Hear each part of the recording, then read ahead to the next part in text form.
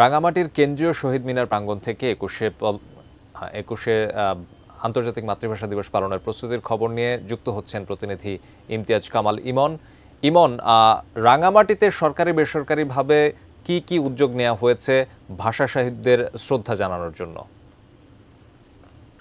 আজ মধ্যরাত থেকে এই কেন্দ্রীয় শহীদ মিনারে কিন্তু এখানকার যে মাতৃভাষা দিবস, সেই মাতৃভাষা দিবস উপলক্ষে কিন্তু ইতিমধ্যে এখানকার শহীদ মিনারের যে শেষ মুহূর্তের যে প্রস্তুতির কথা যেটি বলা হয়, সেটি কিন্তু সম্পূর্ণ করা হয়েছে। ইতিমধ্যে এইখানকার কেন্দ্রীয় শহীদ মিনার সহ এখানকার মুক্তিযুদ্ধ যে স্মৃতিস্তম্ভ রয়েছে সেগুলোকে কিন্তু ধুয়ে মুছে রং করে একেবারে পরিপূর্ণ করে তৈরি করে রাখা হয়েছে। একই সাথে এই কেন্দ্রীয় শহীদ মিনার প্রাঙ্গণে কিন্তু এখানকার পৌর প্রশাসনের পক্ষ থেকে কিন্তু আলপনাও করা হয়েছে।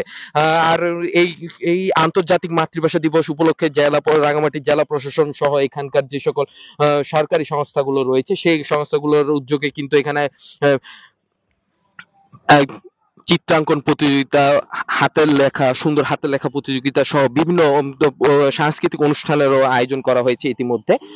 আজ মধ্যরাতে এখানে এই কেন্দ্রীয় শহীদ মিনারে এখানকার জেলা প্রশাসক মিস নাজনা আশরাফি ফুল দেওয়ার পরপরই কিন্তু সকলের জন্য উন্মুক্ত করে দেওয়া হবে। আরেকটি বিষয় জানিয়ে রাখতে চাই, এখানে এই রাঙামাটি সহ পার্বত্য অঞ্চলে 11টি ভাষাভাষীর আদিবাসীরা বসবাস করে থাকে। তাদের মাতৃভাষায় তাদের যে মাতৃভাষা শিক্ষার জন্য 2017 সাল থেকে কিন্তু এখানকার যে সরকারি উদ্যোগে কিন্তু এখানে চাকমা, মারমা, ত্রিপুরা ভাষায় প্রাক প্রাথমিক থেকে কিন্তু এখানে তাদেরকে বই প্রদান করা হয়।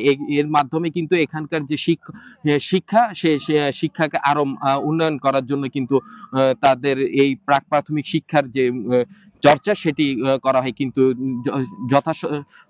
যথাযথভাবে এই শিক্ষার যে চর্চা না করার ফলে দিন দিন হারাতে বসেছে এখানকার যে মাতৃভাষা।